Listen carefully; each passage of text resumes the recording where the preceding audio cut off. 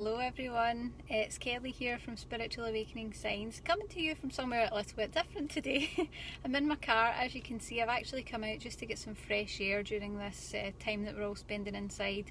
Wanted to get out, get some fresh air, have a nice walk, and then I decided to do a little live video for you guys as well while I'm here. So please say hello, tell me who you are and where you're from. We're going to be doing a video today on emotions, the importance of emotions during spiritual awakening and how it really affects us, what it all means, because right now we're going through a really challenging time where all of our emotions are rising to the surface. We're going through a huge purge, and really this shift where we're moving into higher vibrations is such a wonderful thing, but the challenge that we face with that is that it starts to really draw all the negativity out of our systems, which brings up all the painful emotions, all the upset, all the stress, and sometimes we can feel a little bit overwhelmed when we're trying to deal with that. So we're going to go into a little bit about that today, but again, please let me know, say hello, tell me who you are and where you're from, and thank you so much for joining us today. So the first thing I want you to know is that emotions coming up during the spiritual awakening is absolutely normal. People always ask me, why am I so emotional? Why do I feel like such a mess? Why do I feel like this is all spiraling out of control and I don't know how to handle it? Well, there's nothing wrong with you. There's nothing wrong with your awakening process. A lot of people think that means that their awakening isn't going right or they're not handling it well enough. That's not the case. It's just that going through awakening brings up all your emotions and you're going to feel really overwhelmed. You're probably going to feel emotional, moody. Your moods are going to swing all the time. They're going to be constantly changing, and it can be really, really difficult. So I'm going to explain a little bit about how that happens in just a moment, but I want to say a few quick hellos because I can see a few people have joined us. So hello to Emily, hi, thanks for joining us, to Jackson, Jessie and Betsy, thank you for joining us guys. And please say hello if you join later on too. So the first thing I want you to know is that the emotions that we're talking about are a natural part of the awakening process.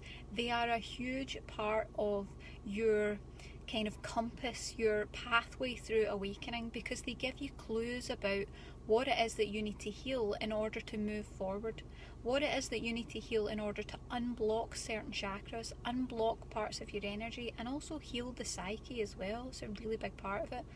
So what happens is when we go through the awakening process, first of all, this really high vibrational light comes into our energy and our space. And as that really high vibrational light comes into our space, we start to get ungrounded. It starts to make changes to how we feel.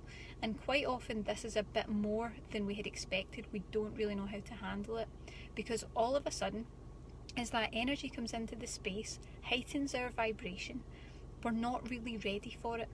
And what happens is it starts to activate everything within us. So it activates all the chakras. It opens this kind of central column down the body with all the chakras, opens everything up, which means that all the emotional issues, all the faulty belief systems that we may have picked up from all your lifetimes start to come up. That's why it's so challenging. It's not that you're just a mess, it's not that you're crazy, it's not that you're not handling awakening well, it's that you are dealing with the emotional scars from all the lifetimes that have ever impacted you before. So if you think about how much healing we can do in one lifetime, people go to counsellors and go in therapy for one lifetime. We're dealing with a lot of stuff, okay? Really, really intense stuff. Now, when that all starts to come up and those chakras are opened and activated, we become really sensitive, which feels like it's a curse. It feels like there's something wrong with us. It's not. It's there to help us understand what's coming up, and most importantly to help us to identify what's coming up. Our sensitivity needs to actually be turned up a little bit higher so that we can notice the feelings that we're having, the emotions that we're feeling. So it's all part of the process. It's all a natural part. It's a part of moving forward. It shows us where the blocks reside in our energy fields, and it also helps us to heal, because the more that you can heal, what you're really doing in that moment is you're taking the information and the wisdom from the lifetime that you learned and you're letting go of the pain. So the challenge with that is that although it's a wonderful thing, it helps us to heal, helps us to move forward, helps us to become the enlightened being that we want to be. So all that information gets absorbed, it becomes wisdom. Okay, when you take all the faulty beliefs off of it, like let's say you've got a belief system that you're unloved. Okay, you've had lifetimes and experiences in this life where you felt unloved. When you can take off that label and look at it for what it really is and just absorb the learning instead, it becomes wisdom, it becomes knowledge, and it becomes a more strengthened part of your spirit. It's a fantastic process. It's very challenging, but it's fantastic. Now, the challenge with that is that we're working on a lot of different levels. So what I'd like you to do is listen to the levels that I'm about to describe, the different levels that we do healing on in Awakening, and do tell me if you think that one in particular resonates with you. You might need healing on all levels. That's not unnatural, that's perfectly normal, okay? But if there's one level that resonates more with you, you'll know. So do let us know in the comments below. I'm going to go into those, and I'll say a few hellos because a few other people have joined us. So hello Kim from London, Jasmine from California, Iva, hello, and Alexandria. Fantastic, guys, thanks for joining us. So the different levels we're doing healing on, the first and probably most important level is obviously the soul level. So we're healing past lives. We're going through our history as a soul, all the lifetimes that we've lived, and we're drawing up things from the past life that need to be healed. Now, the challenge is that you might not always recognise that it's past life pain that you're healing. You might just know that you feel depressed. You might just know that you feel tortured or upset or traumatised, or it could be any number of emotions and feelings that just seem to keep rising up. Maybe it's anxiety. Maybe you've been fearing for your life and living in survival mode in lots of past lives, and it starts to show up, and it's like, I don't know why I feel like this. There doesn't seem to be any external reason why I should feel this way. That's usually a good indicator that it's past life pain that you're working on. So when those intense emotions come up, upsetting emotions come up, and you don't really seem to have a reason for it, big indicator that it's past life pain. So let me know if you think past life pain is the level that you're kind of working on. You can let us know below. Another level that we're working on is the core level, which is working with you as an inner child, looking at your entire life and how the experiences have affected you in this life, past life and this life. Okay, so these both come up, and it means that you're looking at the pain that you may have experienced in childhood, the pain that you may have experienced even as an adult, and themes that keep recurring in your life. So it might be that you've had experiences in your life that have been really traumatic and they've stayed with you, or it could just be that you feel like a bit more of a sensitive person and things have just cut you a little bit more deeply in this lifetime. And there may be a lot of family issues that you need to work through, and a lot of interactions with personal relationships and friendships too. So that would be the child level. The core level is the inner child. Let me know if that's a level that resonates with you.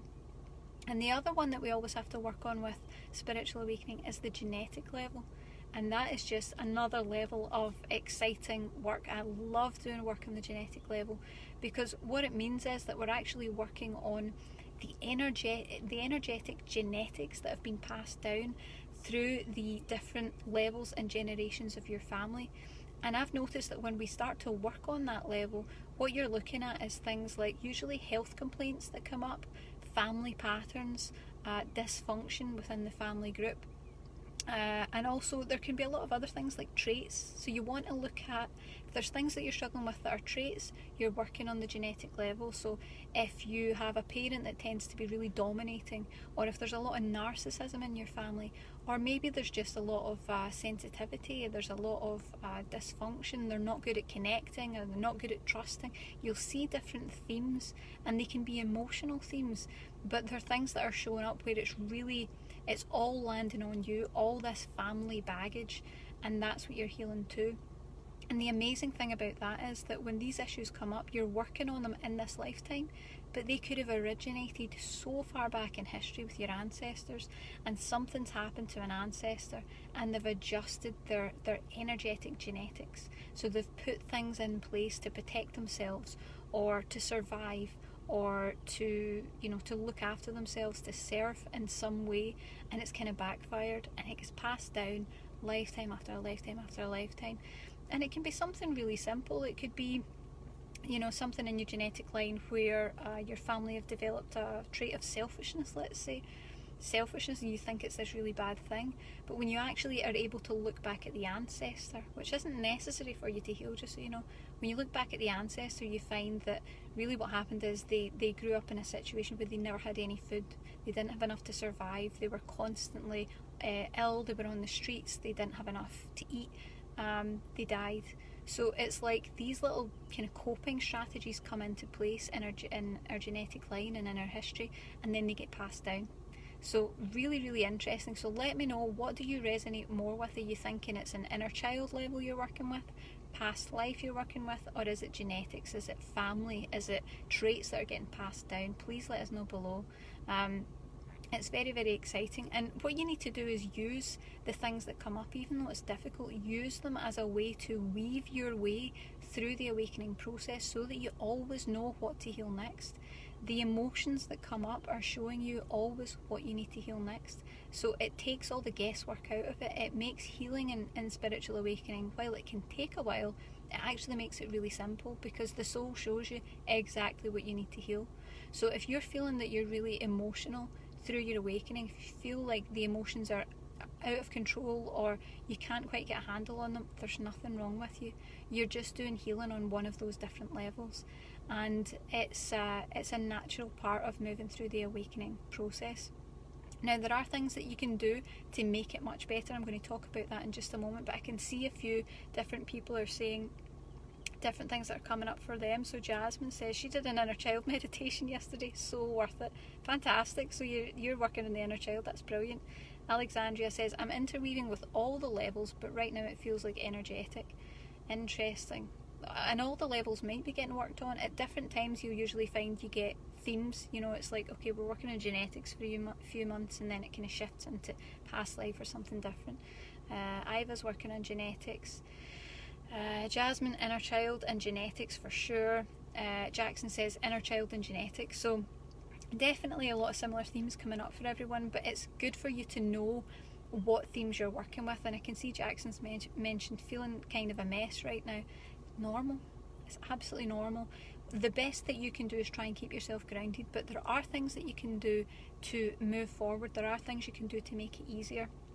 So what we have for you is a free 5-day course. It's called Ascension Aid, and this is a free 5-day course delivered by email that we've created to help you to start the healing process. So it's going to explain everything that you need to know to be able to begin healing and shifting through these issues and finding that emotional equilibrium, trying to bring the balance, you know, back into play, and stopping yourself from getting toppled or you know, falling off the edge of things when these emotions coming up. It's going to show you how to heal them, it's going to show you how to manage them, and it's also going to teach you an energy healing technique that you can use. It's EFT tapping, and there's videos included in that email course, completely free, but it will show you everything that you need to do. And all you do in the video is much like some of the videos I've done before. You're just tapping along with me. I'm guiding you through how to apply this energy healing to yourself, and you can actually get started on that healing process, because you really need to start the healing process, or the emotions just keep cycling round, cycling round, cycling round. You won't move through them. You need to heal them, and the best way to do that I've ever found is always with energy healing, because you're going to unblock the blocked energies. You're going to release the emotions that have blocked the energies, whether it's past life, genetic, current life, doesn't matter. It's going to clear all that for you, and it's also going to help to bring your body out of the fight or flight response, which is a big issue for us in spiritual awakening. We're constantly wired for stress, panic. We're in survival mode all the time because we're afraid all this stuff's coming up and it's really intense. It's going to bring you out of that, bring you back to balance. So this is how you start to put coping strategies in place so that you're healing and progressing on your spiritual awakening pathway at the same time. It's not one or the other. You have to commit to actually being a part of that healing process and helping the energies to shift along. If you do that and you start to dissolve these upsetting emotions, not only will you feel better, but you'll be able to move forward. You'll be able to be calmer day by day. You'll be able to manage awakening. It won't feel like an unmanageable burden anymore. It gets a lot easier.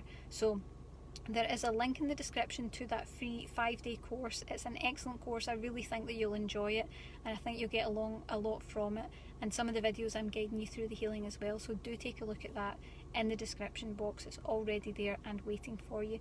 And I think that's us just about finished for today. So if there's anything else you want to ask, please do ask it now. But bear in mind that link is there for you, the free 5-day course. It'll teach you everything you need to know about emotions and managing them and feeling better and moving through all that upsetting stuff a lot more quickly throughout awakening. So I can see Kim has sent us a little comment. She says, I'm not sure what to work on. I've been in a good place and even started doing light language transmissions. Cool. I hope it's not ego. The thing is, the ego is required to move forward anyway. I know a lot of us get caught up in this fear of like, what if it's ego? All you can really do is try and work on yourself while also trying to be mindful of how you're affecting people around you. That's all you can do. The ego thing really is still okay. It's okay to have an ego. You can't exist here on earth without an ego. It's impossible. So it's just trying to always temper that balance and just keeping yourself in check when you're doing anything. Just being mindful. That's all you can do. But that sounds really interesting. So I think that's us finished for today, guys. Remember to click below to be notified whenever we go live. We'll be doing more videos like this, and also to subscribe so that you get notified when we upload anything new, because we'll get lots more exciting stuff to come. I hope that you've enjoyed this video, and please do, even if you're watching the replay, do let us know that you are what level you feel you're working on, what you resonate with more easily or more often, and it'll help to give you some guidance. And we've got more coming over the next few weeks, all about emotions, all about healing your emotions, and all about really moving forward in the awakening pathway. So really big deal. And I'll just take one last comment. I can see Alexandria is saying what would be the best course to help with soul retrieval? Soul retrieval depends what type of soul retrieval you're talking about. Most of our meditations that we do, we do a soul retrieval of soul fragments. We're calling soul fragments back in. Trying to think if there's one in particular. The rainbow light energy clearing that we have in our teachable school would probably be best for you. That's cleansing all the negative energy out and drawing back the soul fragments that you might have lost. So take a little look at that. And I can see that Jackson says, it feels like there's something stuck in my solar plexus when I continue to try to heal, and I notice something like a bruise on the bottom of my chest that won't go away. Is it possible it's related? I mean, I can never say for physical issues. My rule of thumb is always get the 3D checked. If you're not sure and there's something you're concerned about, always go and see a doctor. Get the 3D dealt with, because sometimes the 3D does need healing. However, that sounds to me like what you're picking up on is where the blockage is in your system. So the great thing is that you are actually tuned in, you're picking up on it, so you know where the block is. So now just be mindful of the emotions and the feelings that you're in daily, because that's what's being activated, that's what's rising up. And the more that you can heal and resolve the emotions that you're working with, and especially using EFT to dissolve the blocked energy, you'll be able to move forward. The course will show you everything, Jackson. I think you'll find it helpful. I think everyone will find it helpful. So please take a look and get into that. So Kim says thanks. Alexandria says, I have the rainbow light clearing. Fantastic. Get started on that and you'll be able to draw those soul fragments back and have a good clearing too. Well guys, thank you for joining us. I'm off to have a nice walk in the fresh air and get outside for a little while. So have a good day, take care, and see you guys soon.